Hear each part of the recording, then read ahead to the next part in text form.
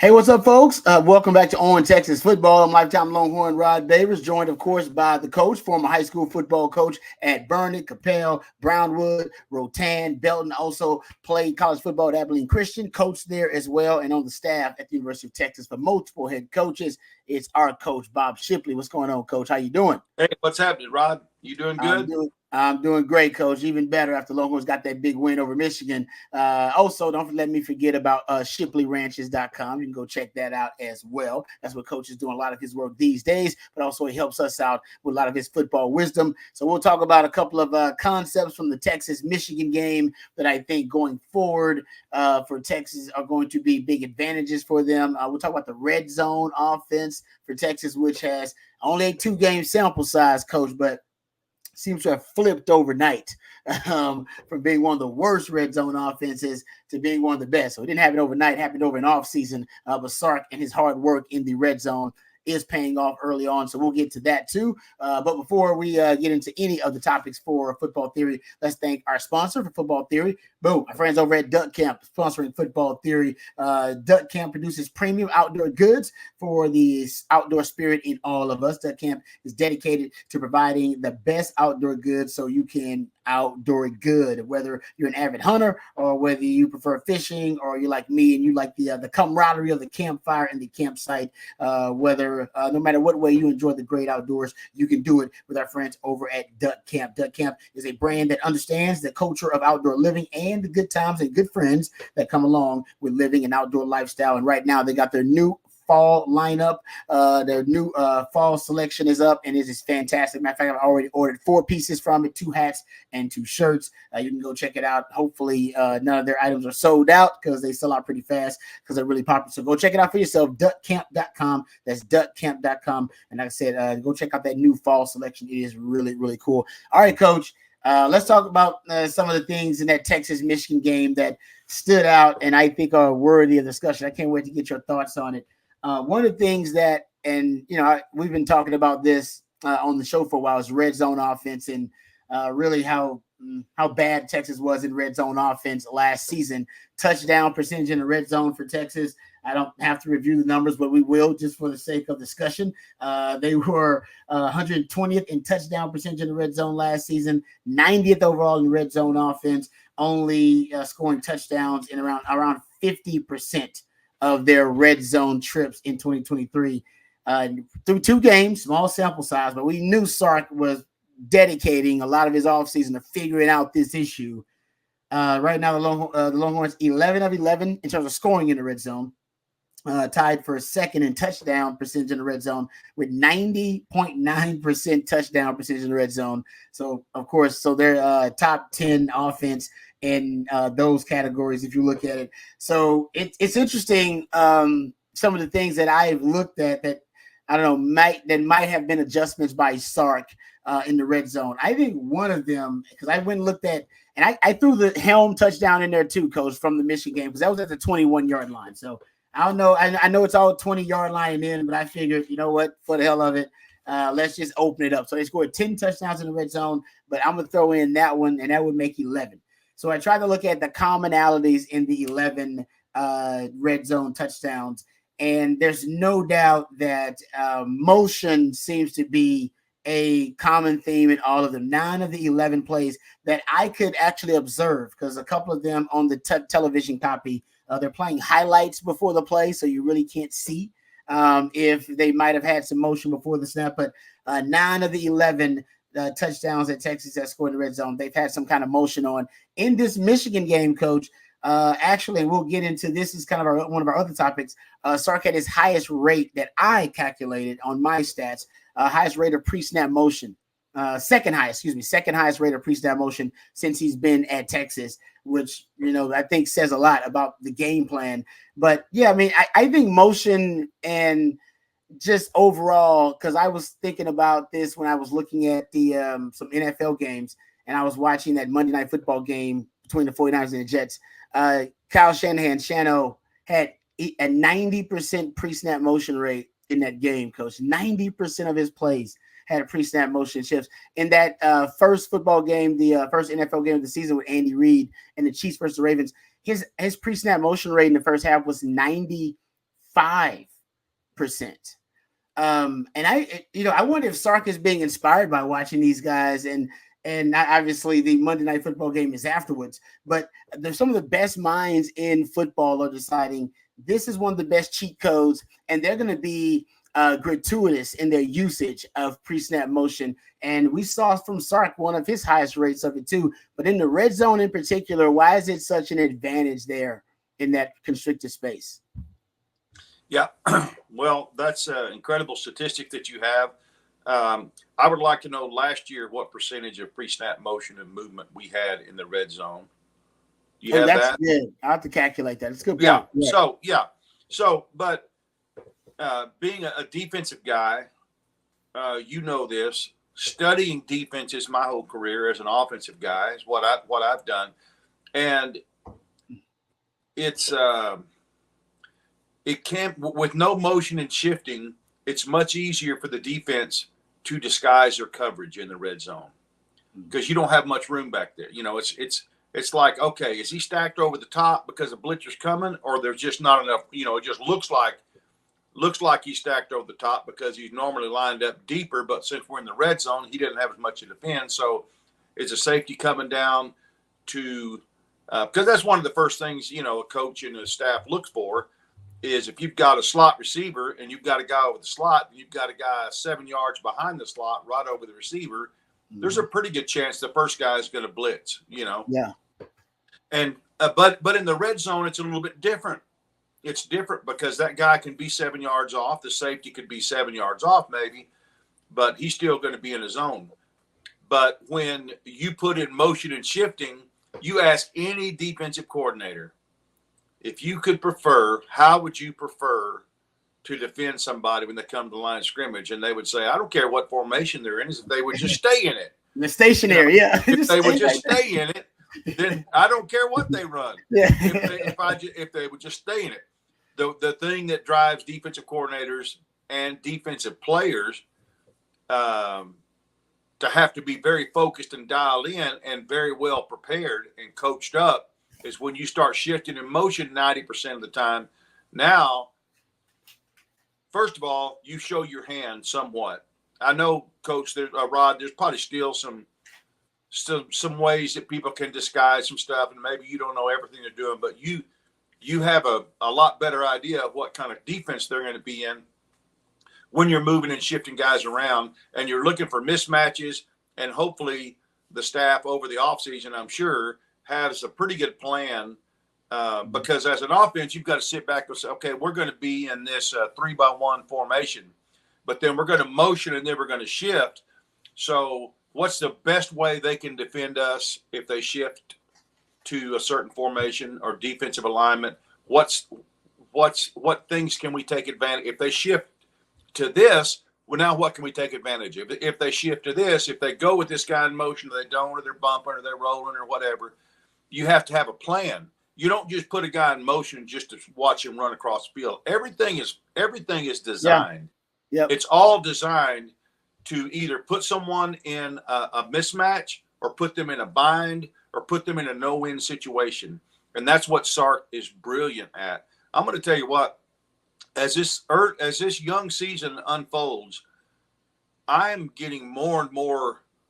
I already had a lot of respect for this staff, but I have a greater, and I know we're not really talking about defense overall, but PK and the new guys they brought in, and just Flood, and just, I mean, the whole staff, they're studs, man. They are studs. They have, they have gone through this offseason and they have worked out some things that are obviously, at least the first two games, and worked very well against the defending national champions. It worked out really well for us in the red zone. So I give all the credit to the coaches for coming up with plans and schemes that are have taken us from the bottom of the barrel to the top of the barrel. And like you said, it's early, but we're not going to play. Yeah, but Michigan's still a good defense. We made them look like they weren't, but Michigan's going to be a good defense this year. You just watch. They're going to be okay defensively, in my opinion. I just think that we showed them some stuff they haven't seen yet. Did things in a way they hadn't seen at the red zone. And the red zone caused some confusion. We didn't have anybody running wide open, but it kind of looked like, I mean, it was a little bit of a scramble on our first touchdown whenever Quinn Mm-hmm. hit, The one they called that. Helm. Yeah, it was kind of a broken play, you might say, but he kind of broke in on a skinny post and hit him on the. Yeah, they was that scissors route, and getting to it, coach. That was actually to the point we're talking about here. A target to motion. Gunnar Helm was in motion prior to the snap, and to your point about how Sark is always trying to. There's a purpose for the motion to identify coverage, to isolate, or to get leverage, or to get numbers. 2 of the touchdowns that they threw were targets to motion, which are essentially a target to a player who was in motion at the time of the snap, or a target to a player who was in motion prior to the snap. Gunnar Helm was, and so was Jaden Blue, both for very different purposes, right? Because Gunnar Helm went to from a 3x1 to a 2x2, then they go over, they run a scissors route. And the DBs have a miscommunication about who's going to pick up who, because they're in I believe it's a cover 4 shell thing, a pattern match cover 4, I believe, and they did not communicate very well.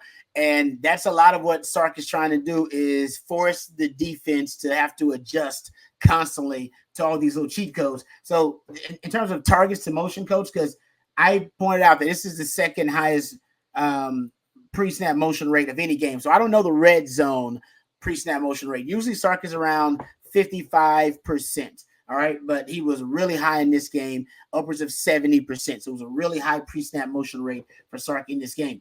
But also was high was his targets to motion. There were 9 targets to motion in this matchup. And that's tied for the 3rd highest since I've been tracking Sark since he got here. Tied for the 3rd highest on record. And to me, that's an indicator that Sark is in his creative bag. Because when I look back at my notes, coach, and saw the highest rate of targets to motion for Sark in a game, it was Alabama in 2023. There were 11 of them. I count that even with the penalty. 10 of them actually, there were plays targets to motion. That was the highest rate of targets to motion in any game that Sark has been head coach. Second highest was Oklahoma State, Big 12 title game in 2023. Championship game, Alabama. You can argue 2 of the 5 most important games Sark has ever coached. His 3rd highest, tied for the 3rd highest. This Michigan game, also one of the top 3 biggest games that Sark's ever coached at Texas, at least. And that Bama game in 2022. He had 9 of them in that game too. It's an indicator for Sark of how big the game is. Because to your point, it's a cheat code. It's a way to hack the defense, to put the defense in a bind, to constantly keep them in conflict, or to find a way to isolate matchups, to isolate numbers. So the higher the targets to motion and kind of the higher the rates of motion, the bigger the game for Sark. That's how you know he put in extra time for the prep. That's my theory about it. And honestly, makes a lot of sense based on the numbers. Yeah, it does. So did you happen to see the end zone copy of Quinn's first touchdown pass to Gunnar Helm? Yep. It's nice. It's unbelievable. It's unbelievable. And I said all the credit goes to the coaches. Well, there's a lot of credit that goes to Quinn Ewers, because there's not a lot of people that can make that throw. And the thing about it is, I don't know if we have that clip or not, but the crazy thing about it is Quinn's kind of throwing, he just kind of flicks it across his body. He just kind of, and then he turns and looks. Then he turns and looks back. Have you seen that? The ball's still in midair. And a lot of people thought he was talking trash to the defender that was there. But I think what he was doing was he was looking to see if he was past the first down marker. But that is crazy. I mean, that's Clint Eastwood kind of cool, kind of like, I'm in the zone, Clint Eastwood, and, he just like could make a deadly shot look easy in those old Westerns and stuff. That's the same way Quinn did. I mean, he threw that thing across. Here it is right here. He look at it. He's looking at the line. It looks like he's talking smack to 78 or 9, whatever it is. Yeah. The ball's in the air, and he looked back. It's a perfect pass, by the way. Perfect. Perfect And pass. there's nothing he can do about the pass, obviously, once he releases it. So he looks back just to make sure that he's not behind the line of scrimmage. That's and, amazing. That's a hell one of a thing shot. I always taught my quarterbacks to do when you're close to the line of scrimmage, when you throw it, retreat back.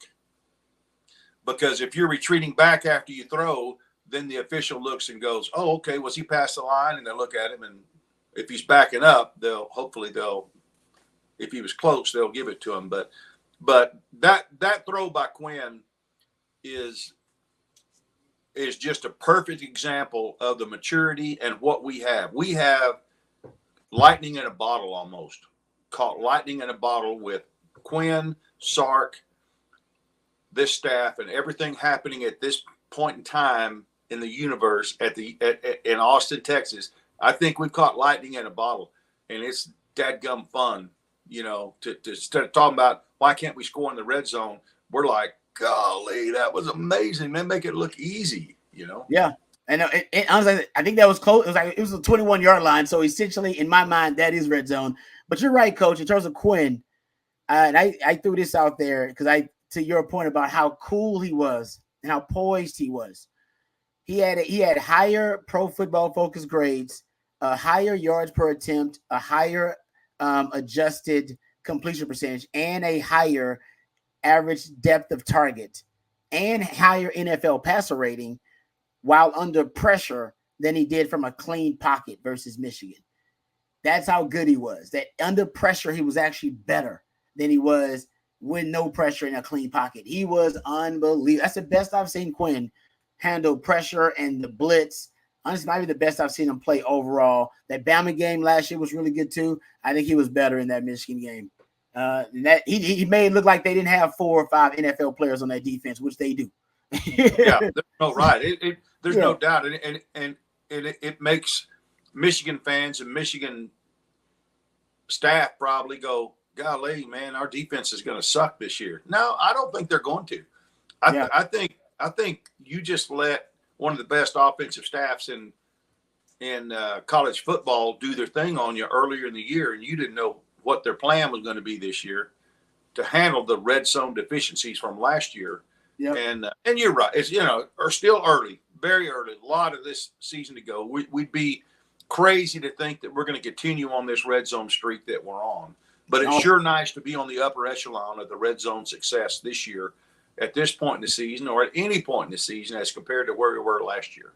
Yeah, I mean, so the points, of course, are up, but yeah, I mean, and I was so obviously motion is big for Sark in the red zone. Is big, period, for Sark, and I think this year he should increase. Usually he's around 55%. He should be at 70-something% almost every game because it works really well in his offense. It really does accent all that speed that he has on the offensive side of the ball.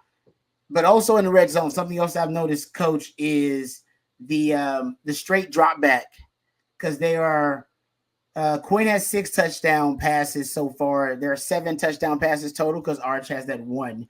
Out of the 7 touchdown passes, 6 of them are straight drop back. And all these touchdown passes, if you include the Helm touchdown, are in the red zone. They're inside the red zone. And 6 of them have been straight dropbacks. No play action. No play action, no RPO. And you notice, 65% of Sark's offense is play action, RPO, and screen game. And yet, when he gets down in the red zone, giving straight drop back opportunities. And my theory is that because everything happens so fast in the red zone, oftentimes because the space is constricted, less field for the defense to defend. So I'm not freaking out about getting beat deep. And Sark's offense, it needs space to breathe, literally to breathe and operate. That some of the deception-based passing game screams the RPO game, the play. It can be counterproductive at times because of how long it takes for the play to develop when everything happens fast, and you need your quarterback to get into the progressions and to get into their drop back. And now he's just saying, you know what? Let's get right to the drop back. Formationally, I will figure out how to isolate matchups for you, which he has done. Think about the touchdown passes. Bond was an isolated matchup versus Colorado State. The Matthew Golden one versus Michigan was kind of an isolated one too. They were able to isolate with the rub route for that other Matthew Golden touchdown.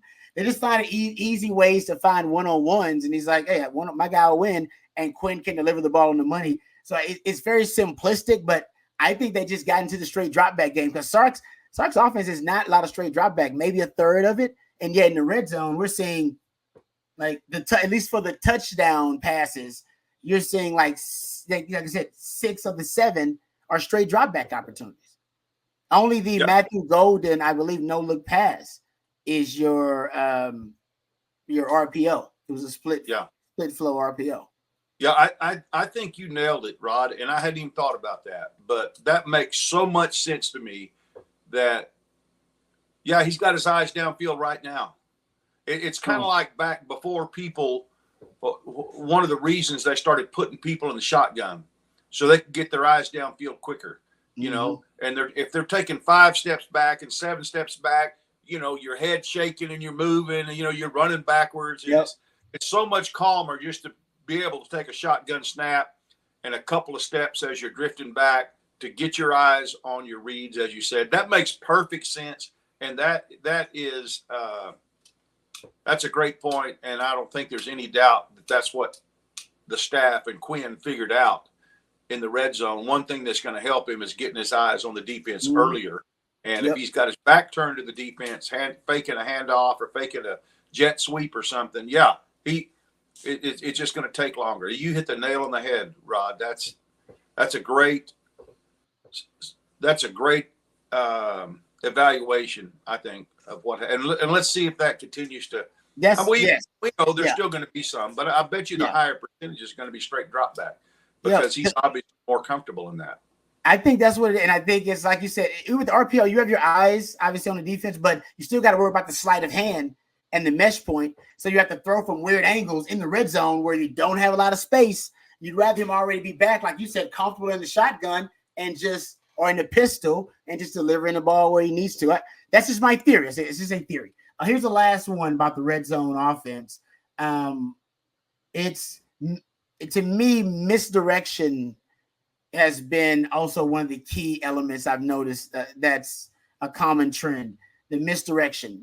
9 of the 11 plays have some type of misdirection, whether you're talking about it baked in with the pre-snap motion, the flow of the play at times, close with the split flow sometimes in the backfield, that action, or the wide receiver, the route combination itself, where you're talking about scissors routes, or you're talking about even the way I even count kind of the way that Bond ran his one-on-one with that hard inside release, like he was going to an under route and then breaking it back out so hard that the DB has to pull his damn mouthpiece out, and that should have been a penalty. Everything going back to the point where everything happens fast in the red zone. All you need is the defender to take one false step. I don't care how fast you are. There's not enough time to make it up. If your eyes get in the wrong place one time, there's no time to make up that second reaction or your eyes being occupied and being in a conflict as a defender down there. So I think that's probably why the misdirection. It works so well in the red zone. It's a big part of Sark's offense anyway, but I think getting simplistically, I think they're upping the usage of some of these concepts and hacks and cheat codes in the red zone because they work so well. Yeah. I want to ask you this too, Rod. As a defensive back, I know people didn't shift in motion as much back when you were playing, but with it being as high as it is right now, so it was 90.9%. Was that just in the red zone or was it overall? For Sark? Yeah. In this game overall, it was above 70% overall. In the red zone, I didn't count in the red zone in particular. I just looked at the scoring plays in the red zone. So I didn't look at them overall. So I was just wondering, as a defensive back, you're seeing so much motion and shifting.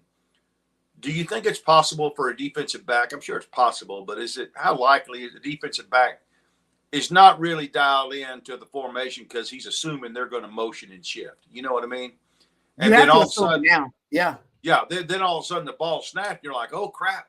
I was expecting some, Can that actually, as crazy as it sounds, not having motion and shifting when the defense is expecting it so often, does that kind of maybe catch a DB off guard a little bit and go, oh crap, I thought we were going to have to roll this coverage or bump or whatever?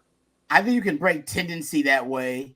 If you're an offense, they're expecting it, right? An offense like Sarks that does it a lot, you can break tendency. But the truth is, all the metrics, passer rating, yards per attempt, yards per rush, EPA per play, you name a completion percentage, you name a metric, they all increase, they all improve with pre-snap motion, every last one of them. And I think that's why you have guys like Andy Reid and Kyle Shanahan, Mike McDaniel with the Dolphins. Now these guys are using pre-snap motion like 90%.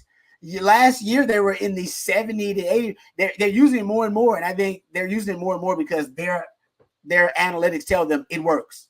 It works just because of the reason you said defense is hated. Mike Zimmer recently said, I heard him talking about it, the Cowboys defense coordinator, when they asked him, what modern concept gives you the most problems, most headaches? You know what he said, Coach? Motion. All that damn motion, the pre-snap motion, the shifting. He said it's a nightmare. I gotta build in adjustments with every defense to adjust to the motion, and you still don't adjust to it correctly half the time because players can end up out of position, out of leverage. He said it's a nightmare. It is, guys. It works. It works, and I think it's working for Sark too. Well, and you have to understand it only works if your staff has the wisdom and the experience to take advantage of and find your misalignments. Yep. There you go. It's not just the motion in and of itself. It's being able to not only as a staff determine what we're looking for as a result of the motion, but that staff teaching the quarterback. Yep. And so, if you don't know how to take advantage of misalignments and so forth, then, and I'm sure it's not just out of the blue. Oh yeah, well, I wasn't thinking about that. I'm sure they've gone through, like I said a while ago, every scenario where they can bump and what the quarterback needs to be looking for, because like I said, there's a weakness every time you're motion and shifting. The defense is going to give you something. It's hard to cover a guy in motion when the ball's snapped. He's already got a full head of speed, not almost going. Yeah. And they're even kind of letting him get away with a little of that Canadian League stuff now. Yes, they are. Exactly. They call it cheat motion, where they go parallel to the line of scrimmage. A little bit sometimes. Yeah, they go full speed. Sark uses it full speed parallel to the line of scrimmage, but they don't go upfield until they snap the ball. And I'm like, come on, man. That's just straight up cheating. Guys already fast, and now they get a running head start to run wheel routes and stuff. But you're right, Coach. They're being really creative with this motion now, man. It's getting crazy, and I think it's a lot of advantages to it. All right, good stuff there, Coach, as always. Let's thank our friends over at Duck Camp. Duck Camp produces premium outdoor goods for the outdoor spirit in all of us. Duck Camp is dedicated to producing and providing the best outdoor goods so you can outdoor good, whether you're an avid hunter or you prefer fishing or you're like me and you prefer to hang out around the campsite and the campfire. You prefer the camaraderie of the campsite. Duck Camp is a brand that understands the culture of outdoor living and the good times and good friends that come along with living an outdoor lifestyle. Check them out today at duckcamp.com. You can go check out their new fall selection as well. I've ordered a few items, actually 4 items from that new fall selection. Go check it out before they sell out of it because it's really good stuff. Coach, thank you once again for all the wisdom. Always a great conversation. I always leave here a smarter football theorist. We appreciate you. Oh, yeah, my pleasure. By the way, my wife's like, are you wearing that shirt again? I got a couple of Duck Camp shirts. They are the most comfortable shirts. Yeah. She's like, are you really gonna wear that again? I go, you're damn right I am. This is the best shirt I have. Yeah, see, and Coach actually uses it probably for the purpose. Coach is actually a hunter and a fisherman and stuff like that. I'm not. I fake it with Duck Camp. You can fake it with Duck Camp too. It's all good. Or you can be a real outdoorsman like Coach Shipley is. Thank you, Coach. And thank you, Matthew, behind the scenes. Thank you to everybody watching. Thanks to our friends at Duck Camp. Until next time, we'll be back. Same time, same channel. Hook 'em horns.